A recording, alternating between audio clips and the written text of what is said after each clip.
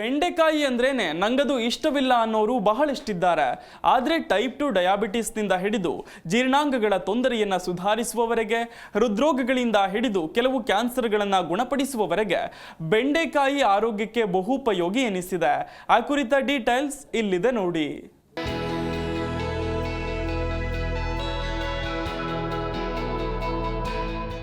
ಬೆಂಡೆಕಾಯಿಯ ಬಹು ಆರೋಗ್ಯ ಪ್ರಯೋಜನಗಳಿವು. ಬೆಂಡೆಕಾಯಿಯನ್ನ ಇಷ್ಟಪಟ್ಟು ತಿನ್ನುವವರು ಎಷ್ಟು ಮಂದಿ ಇದ್ದಾರೋ ಕಷ್ಟಪಟ್ಟು ತಿನ್ನುವವರು ಅಷ್ಟೇ ಮಂದಿ ಇದ್ದಾರೆ.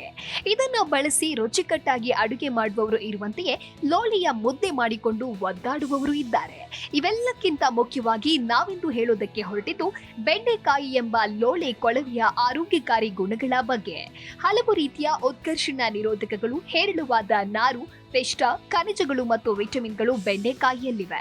ಹಾಗಾಗಿಯೇ ಟೈಪ್ 2 ಮಧುಮೇಹದಿಂದ ಹಿಡಿದು ಜೀರ್ಣಾಂಗಗಳ ತೊಂದರೆಯನ್ನ ಸುಧಾರಿಸುವವರೆಗೆ, ಹೃದಯ ರೋಗಗಳಿಂದ ಹಿಡಿದು ಕೆಲವು ಕ್ಯಾನ್ಸರ್ಗಳನ್ನ ದೂರ ಮಾಡುವವರೆಗೆ ಬೆಂಡೆಕಾಯಿ ಆರೋಗ್ಯಕ್ಕೆ ಬಹುಪಯೋಗಿ ಎನಿಸಿದೆ. ಹಾಗಾದ್ರೆ ಏನೆಲ್ಲ ಲಾಭಗಳಿವೆ ಬೆಂಡೆಕಾಯಿ ತಿನ್ನೋದ್ರಲ್ಲಿ, ಬನ್ನಿ ತಿಳಿಯೋಣ.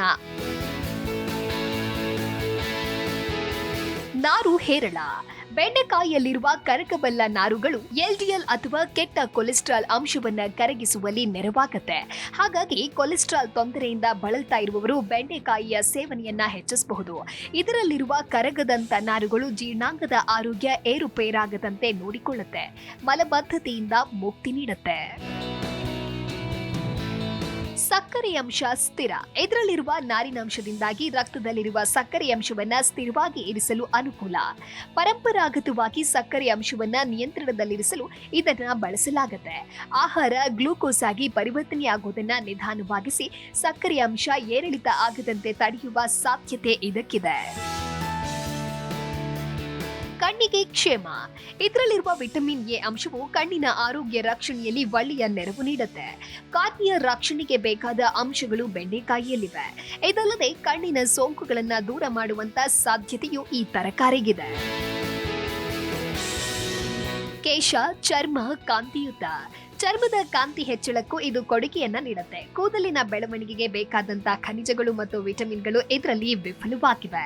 ಜೊತೆಗೆ ವಿಟಮಿನ್ ಸಿ ಅಧಿಕವಾಗಿದ್ದು ಕೊಲಾಜಿನ್ ಹೆಚ್ಚಳಕ್ಕೆ ಅನುಕೂಲವಾಗುತ್ತೆ. ಇದರಿಂದ ಚರ್ಮದ ಸುಕ್ಕು ನಿವಾರಣೆಯಾಗಿ ವಯಸ್ಸಾದಂತೆ ಕಾಣುವುದನ್ನ ಮುಂದೂಡಬಹುದು.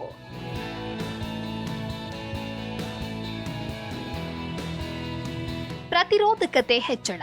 ಬೆಂಡೆಕಾಯಿಯಲ್ಲಿ ವಿಟಮಿನ್ ಸಿ ವಿಫಲವಾಗಿದೆ.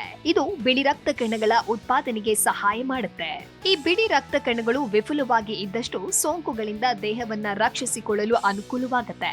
ಜೊತೆಗೆ ಬೆಂಡೆಕಾಯಿಯನ್ನ ಪ್ರಿಬಯೋಟಿಕ್ ಎಂದೇ ಪರಿಗಣಿಸಲಾಗುತ್ತೆ. ಅಂದ್ರೆ ಹೊಟ್ಟೆಯಲ್ಲಿರುವ ಉತ್ತಮ ಬ್ಯಾಕ್ಟೀರಿಯಾಗಳನ್ನ ಹೆಚ್ಚಿಸಲು ಇದು ನೆರವಾಗುತ್ತೆ.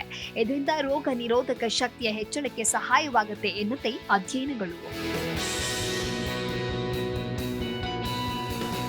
ಫೋಲೇಟ್. ಕೆಂಪು ರಕ್ತ ಕಣಗಳ ಹೆಚ್ಚಳಕ್ಕೆ ಅಗತ್ಯವಾದ ಅಂಶ ಎಂದು ಫೋಲೇಟ್ ಅನ್ನ ಪರಿಗಣಿಸಲಾಗುತ್ತೆ.